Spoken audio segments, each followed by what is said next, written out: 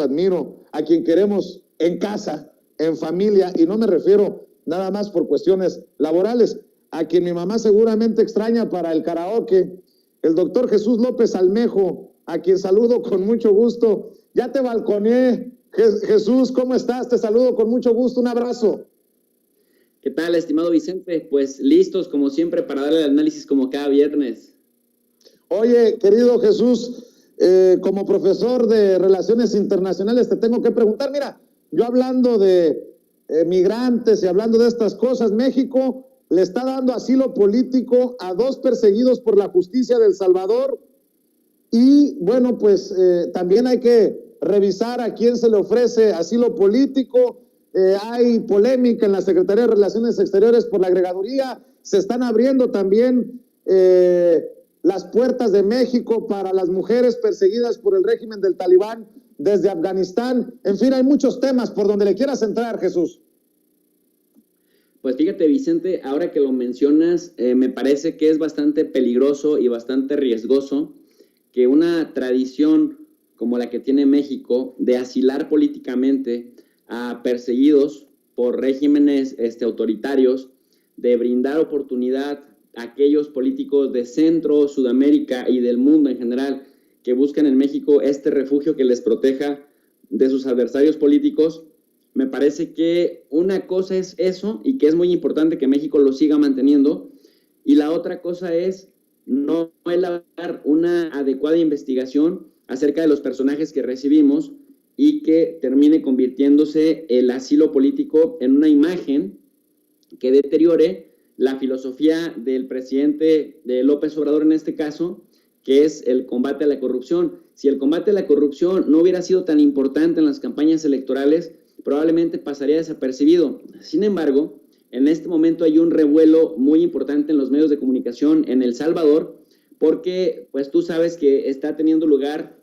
en este momento, y ya desde hace un tiempo, un maxi proceso a raíz de unas leyes anticorrupción que el presidente Nayib Bukele está llevando a cabo. Y esto ha generado que haya por lo menos 10 miembros de gabinete de un gobierno, de un presidente que se llamó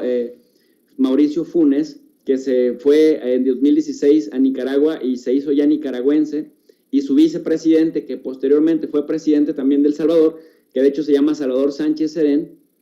que también se fue a Nicaragua a pedir primero asilo y después se hizo ciudadano nicaragüense, porque Nicaragua no extradita, de acuerdo a sus leyes, no extradita a sus nacionales. Pues resulta que en México cayeron 2 personas que están prófugas de la justicia en El Salvador. Uno de ellos se llama Sigifredo Reyes Morales, que fue presidente de la Asamblea Legislativa en El Salvador del año 2011 al año 2015, que antes de que Nayib Bukele llegara a la presidencia de El Salvador ya tenía problemas con la autoridad porque se le acusa de corrupción, se le acusa de sobresueldos y también se le acusa, Vicente, de enriquecimiento ilícito, algo muy común en la política latinoamericana. La defensa que han estado teniendo estos señores, que son la verdadera izquierda de El Salvador, y esta verdadera izquierda de El Salvador son los que se aliaron con el partido Arena, que es el PAN, el equivalente al PAN de la Ciudad de México, y FMLN sería como el PRD. Entonces se alían, van a elecciones juntos en diferentes momentos, ahora mismo son oposición en El Salvador, y a pesar de que va con el PAN de El Salvador, el partido Arena, pues se autodenominan como la verdadera izquierda y argumentan que está habiendo una persecución política directamente contra la verdadera izquierda y van a refugiarse a países como Nicaragua, países como Venezuela, y bueno, pues ahora se vinieron a México. Desde marzo del año 2020, Sigifredo Reyes se vino para México, y cuando lo han intentado capturar, de hecho, lo intentaron capturar y finalmente la Interpol tuvo que decir que sí lo habían atrapado, pero que no podían extraditarlo porque prácticamente, dice, es asilado político mexicano. En el caso de Otón Sigifredo Reyes, entonces digamos que ya la libró, ya se salvó, y aunque Sigifredo dice que hay persecución política, lo cierto es que estos problemas suyos con la justicia salvadoreña empezaron antes de que llegara Nayib Bukele. la gota que derramó el vaso, y por eso el escándalo allá en El Salvador, tiene que ver con Gerson Martínez, quien fuera ministro de Obras Públicas en 2 gobiernos, en el gobierno de Mauricio Funes y en el gobierno también de Salvador Sánchez Serén. Gerson Martínez también está acusado de realizar obras a sobreprecio, de tardarse más del tiempo que se esperaba de las obras, de también haber aceptado sobresueldos y de peculado. Este señor, pues, también como que entra dentro del grupo, Vicente, de exministros del gabinete de Sánchez Serén, incluidos los 2 expresidentes, que se aprobaron, que nada más les habían aprobado 80 millones de dólares para el gasto presidencial y para gastos de operación, y se desaparecieron 351 millones de dólares, de los cuales pues mucho se habla de que recibían sobresueldos y que pues todos estaban como súper contentos en esa red, súper tranquilos, pues porque la auditoría ni la Fiscalía salvadoreña hacían su trabajo. Ahora que llega esta nueva administración, los empiezan a perseguir con mucha seriedad, incluso con videos, con documentos que ellos firmaron, etcétera, etcétera. Y la salida fácil de todo buen político latinoamericano corrupto, que llegan con discursos de izquierda al poder y terminan comportándose como de derecha, pensando que la patria es para servirse de ella y para sacar recursos, pues con formalismos, con argucias legales, pero que a final de cuentas, pues está el peculado en cualquier caso, en cualquier país está, por lo menos en las constituciones, estipulado como delito.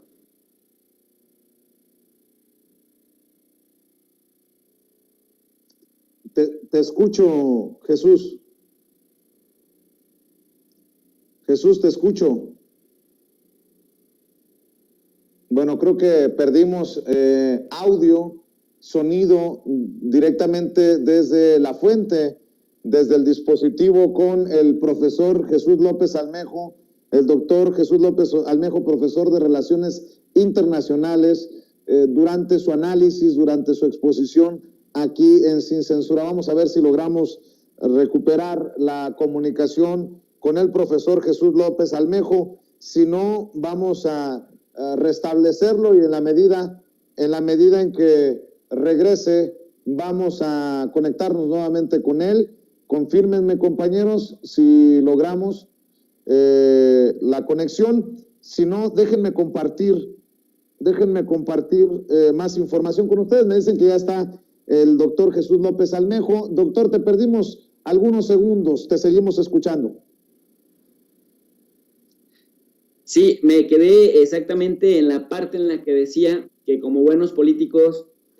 de latinoamericanos corruptos llegan hablando con discursos del pueblo y terminan sirviéndose del pueblo, y después dicen que son perseguidos políticos. Nada más para recordarle a la gente que dentro de los digamos, funcionarios de alto nivel de El Salvador que están siendo perseguidos en este momento, ya se hicieron efectivas las capturas de Violeta Menjivar, de Carlos Cáceres, de Hugo Flores, de Erlinda Jandal y Calixto Mejía, y que finalmente estos pertenecían, Vicente, a los ministerios de Salud, de Hacienda, de Agricultura y Ganadería, de Ciencia y Tecnología y el viceministro de Trabajo. A la par, en este contexto se aprobó una ley anticorrupción, incluso con retroactividad, bajo la idea de que ningún corrupto va a volver a dormir tranquilo en El Salvador, pero haz de cuenta que el discurso va emparejado con reformas en el Congreso de El Salvador y con la Fiscalía activa. No tenemos en El Salvador no estamos viendo una Fiscalía tortuga como la que estamos viendo en México, y estamos viendo que allá sí las ratas están chillando. El problema es que 2 de estas se encuentran en México, y en México se les dio asilo político, equiparándolos como si fueran perseguidos políticos. ¿Cómo ves? Así es. Bueno, pues hay que estar al pendiente precisamente de estos temas, y ya que estamos hablando de asilo político, pues nos tiene que llevar a muchos comentarios discriminatorios, análisis sesgados sobre el tema de Afganistán, Jesús, porque pareciera que cualquier cosa que se señala de Afganistán se habla de talibanes, y son precisamente los talibanes los que están oprimiendo a muchas mujeres que buscan huir de Afganistán en momentos en que anuncia Estados Unidos la retirada de las tropas, y muchos hombres que también quedarían en situación vulnerable. Y mira que no estoy diciendo que todos vengan a México, pero sí me llama mucho la atención que se maneje un discurso en un descuido hasta racista, discriminador sobre este tema. Mira, sin duda alguna, este es un problemota que le está estallando a la comunidad internacional, que en su momento no fue capaz de frenar los instintos expansionistas de Estados Unidos, que no, para el caso de Afganistán, no le criticaron, por el contrario, recibió apoyo masivo en aquel contexto en el que tú recordarás que argumentaban que irían detrás de la red terrorista Al-Qaeda y detrás de los talibanes que protegían a la red Al-Qaeda, porque también escondían a Osama Bin Laden. Y bueno, pues con el paso de los años, cuando ya mataron a Osama Bin Laden, cuando ya mataron al Mullah Omar, que era el segundo, era digamos el líder de los talibanes, cuando prácticamente ya no tenía nada que hacer, ahora WikiLeaks ha revelado reportes o informes del Pentágono de que los mismos altos mandos se preguntaban, ¿y ahora qué hacemos si ya eliminamos, si ya cumplimos los objetivos militares? Y entonces, con el argumento de evitar que el talibán regresara al gobierno, porque el talibán era equiparado con terrorismo, y también de crear una reingeniería política en Afganistán, pues se terminaron quedando. Sin embargo, Vicente, pues el desenlace ya lo vimos, creció la producción de opio, está Afganistán convertida en una potencia en dos sentidos, una potencia generadora de pobres y vulnerables, tristemente lo digo, y otro que me da más coraje, que es el tema de la producción de opio. El 87% del opio del mundo se produce en Afganistán, y esto está directamente proporcional, Vicente, al aumento del consumo en las calles de Estados Unidos, Nueva York, Los Ángeles, Dallas, etcétera, etcétera, etcétera, las ciudades importantes de las costas,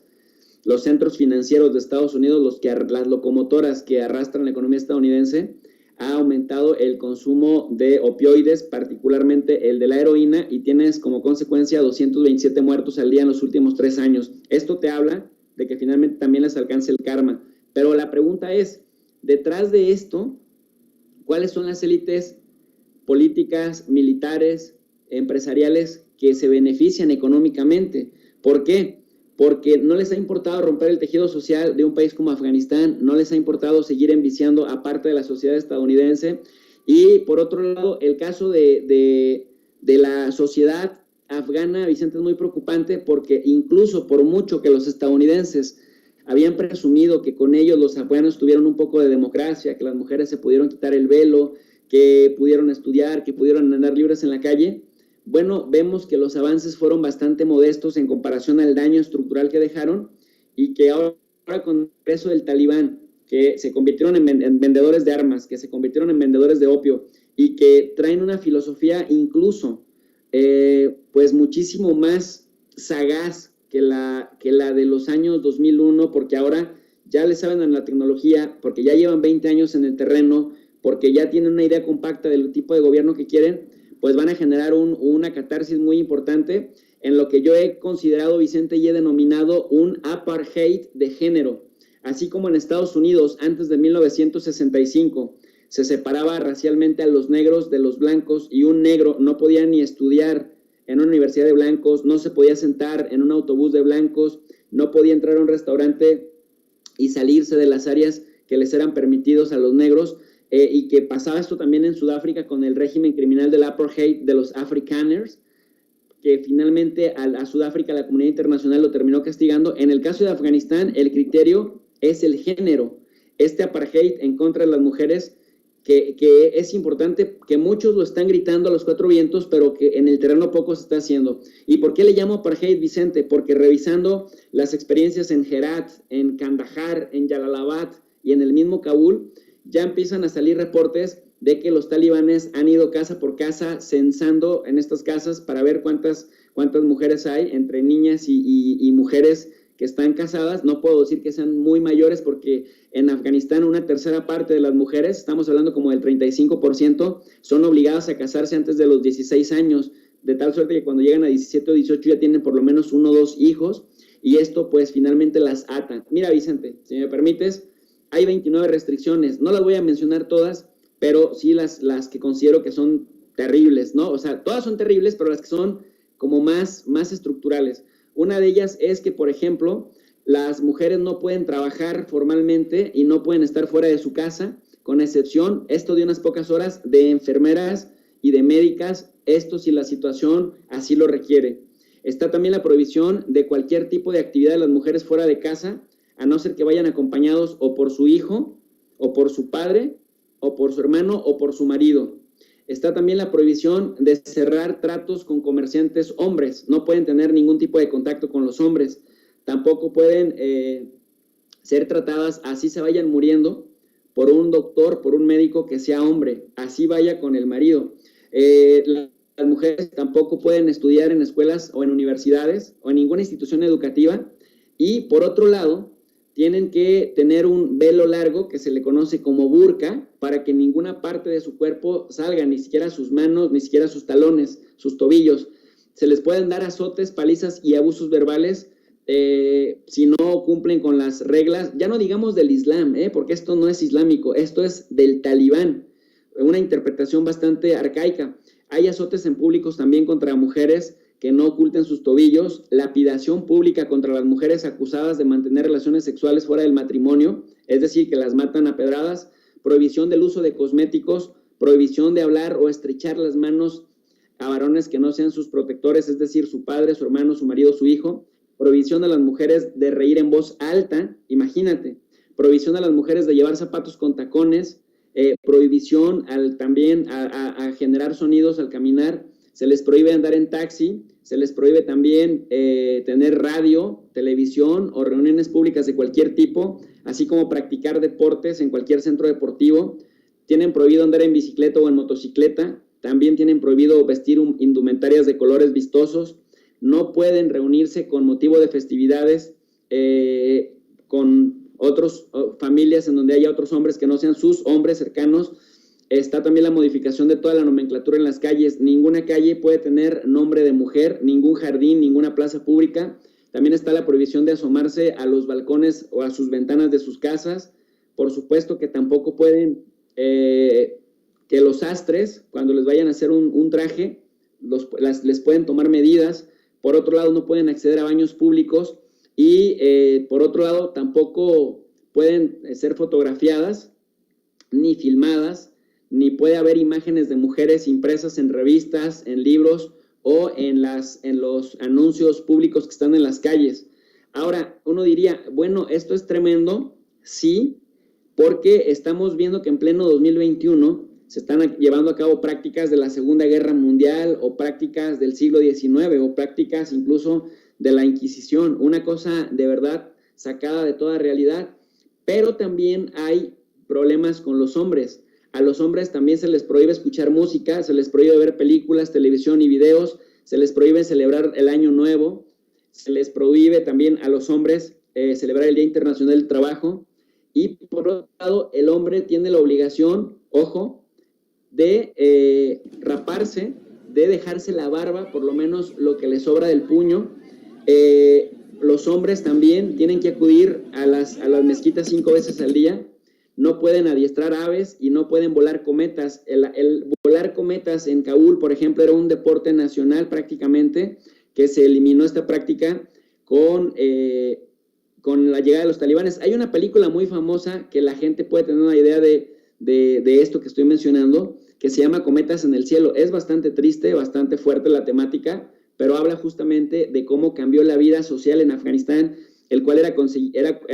concebida como una república feminista, incluso antes de que el concepto tuviera lugar en Occidente, porque era la capital del jazz, la capital mundial del jazz, del tabaco, de las buenas comidas, de la celebración a donde se iban los europeos en las noches, que con la llegada de los talibanes, pues todo eso cambió al punto que ahora hay medidas súper restrictivas que, Vicente,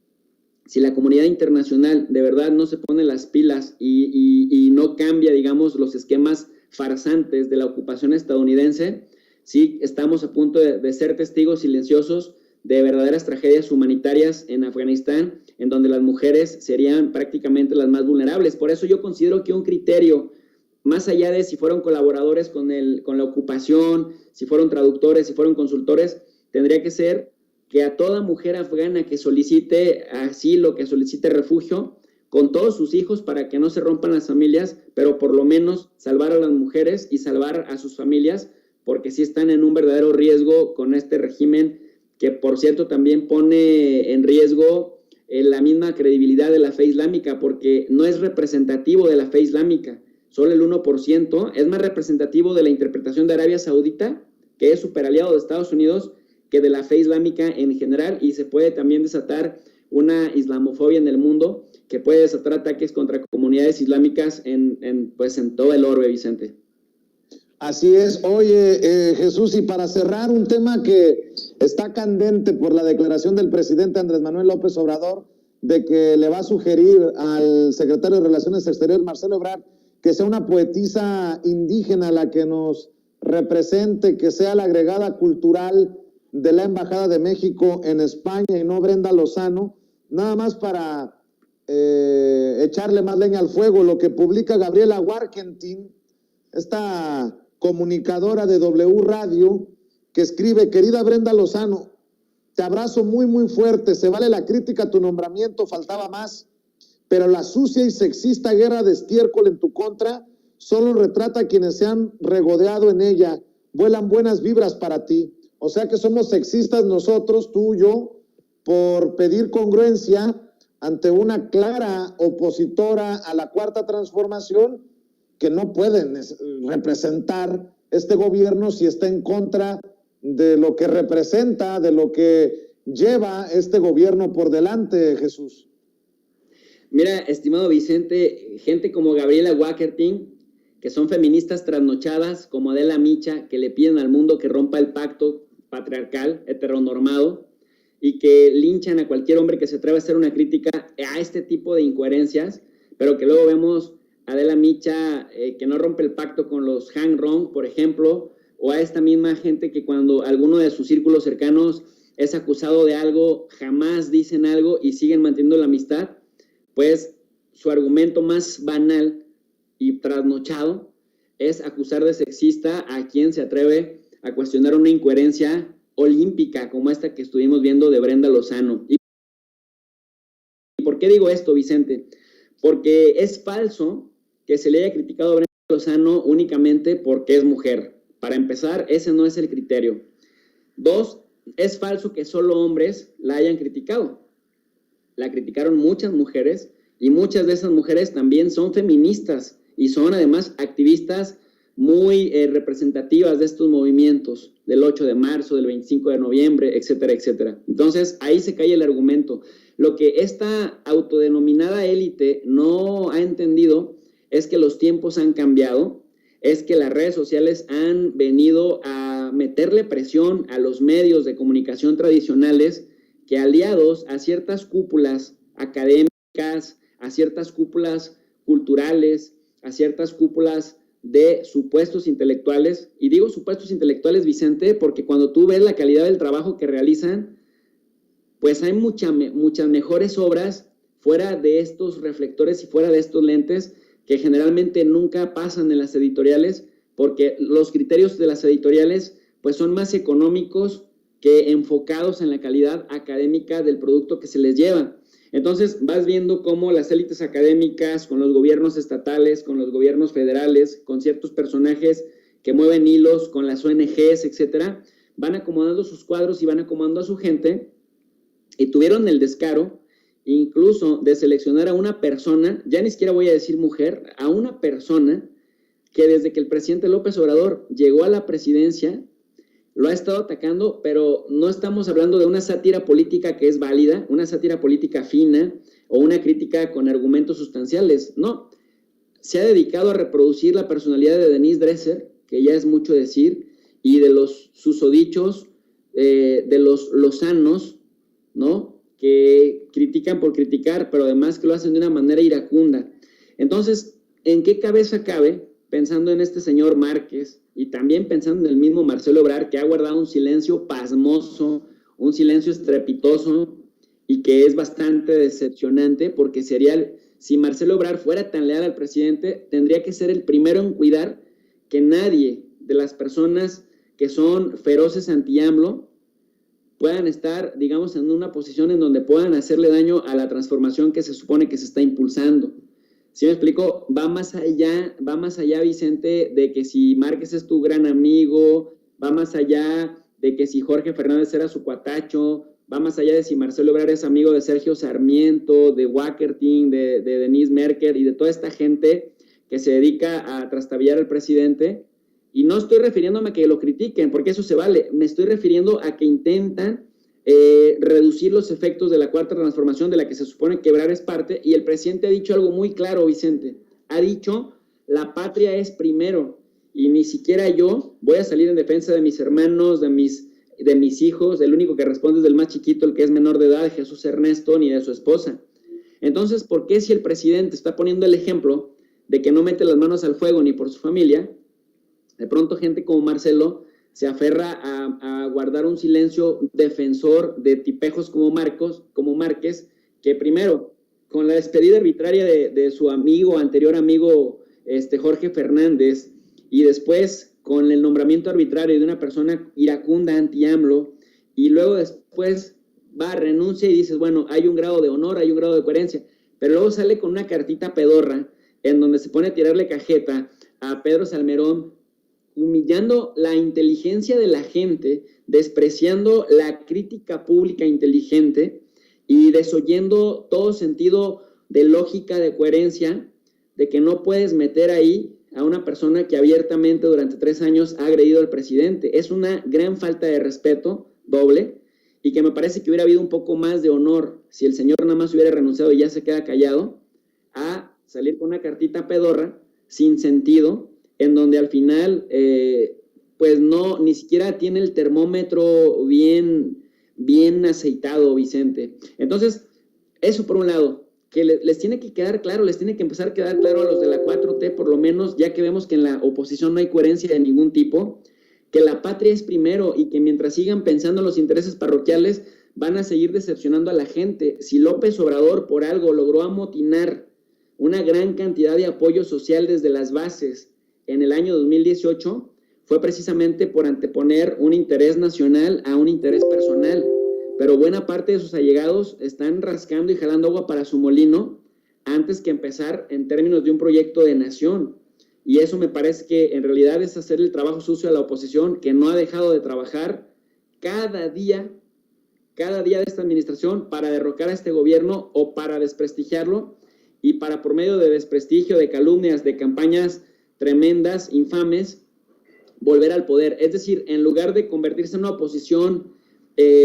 responsable, seria, etcétera, y que haga méritos para que puedan llegar al poder, pues por el contrario vemos que hacen una total infantilización de la política. Estaba leyendo, Vicente, no sé si tú leíste, a los senadores del PAN en Twitter, la cuenta oficial de los senadores del PAN, diciendo, todo aquello en lo que le vaya mal a Morena, le va bien a México, se traduce en un bien para México. Y ahí es donde tú dices, bueno, es que definitivamente a esta gente trasnochada le pasó de noche, valga la redundancia, cuál es, digamos, el papel que debe jugar una oposición seria y responsable. Y por otro lado, pues a muchos funcionarios de la 4T que le siguen haciendo el caldo gordo a los opositores al meterlos, al infiltrarlos en un lugar que si de por sí es visto como un espacio elitista, que por cierto históricamente había sido controlado por los de Icaza, por los Álvarez Icaza, y que tiene una noble labor, pero también tiene un propio mal la Secretaría de Relaciones Exteriores. La noble labor es que en México tenemos un servicio profesional de carrera, el Servicio Exterior Mexicano, que merece todo mi respeto, y que considero, Vicente, que buena parte de la gente que entra ahí por sus propios méritos es gente súper culta y es gente súper patriota, que le ha costado mucho trabajo para llegar ahí, pero me parece que después los humillan, los subestiman, los desprecian al meter a gente como este señor Márquez, que se inventan cargos pedorros para llevar a gente pedorra que siga mamando del presupuesto y que realmente no tienen los méritos que la gente del Servicio Exterior Mexicano sí tiene, y no tienen tampoco este sentido de compromiso para hacer brillar el trabajo que debiera ser un funcionario que radica en el extranjero y que en el extranjero tendría que morirse en cuerpo y alma para tratar de mejorar la imagen de nuestro país a través del verdadero impulso de la cultura y no de los prejuicios y de la promoción de los círculos personales y del trabajo personal, mi querido Vicente. Así es, Jesús. Oye, Jesús, pues cerremos invitando a la gente para que te apoye en redes sociales, en tu canal de YouTube. Claro que sí, mi querido Vicente. Bueno, pues si la gente se quedó picada con nuestras reflexiones, si le gustó, digamos, la didáctica o la pedagogía que tenemos para problematizar los asuntos internacionales, les invito al canal de Tu Profe de RI. RI significa Relaciones Internacionales. Allá vemos los asuntos del mundo. A veces llega, Vicente, gente que me dice, profe, no te metas en temas de otros países, mejor hay que arreglar los propios. Y uno se pregunta, bueno, pues este es un canal especializado en relaciones internacionales, pues ese es el asunto de mi incumbencia. Es decir, a mí sí me importa revisar los asuntos internacionales porque en un contexto global las cosas que pasan en el mundo nos afectan directamente a México y lo que pasa en México también afecta directamente a otros lugares. La pandemia justamente así lo demostró, ¿no? Que nadie está aislado completamente del mundo y todos tenemos efectos retroactivos en un lugar y otro. Así que, pues con Tu Profe de RI en este canal tratamos de estudiar el mundo y de ponerles además una lectura con una dinámica universitaria, es decir, clase, pero también lectura de lunes a viernes a las 10:30 de la noche para que la gente pues tenga herramientas pedagógicas y si no pudiera estudiar en su juventud por alguna otra razón, pues ahora está la universidad gratuita con Tu Profe de RI, Vicente. Te mando un abrazo, Jesús. Buenas tardes. Abrazote, querido Vicente. Feliz día. Gracias. Es Jesús López.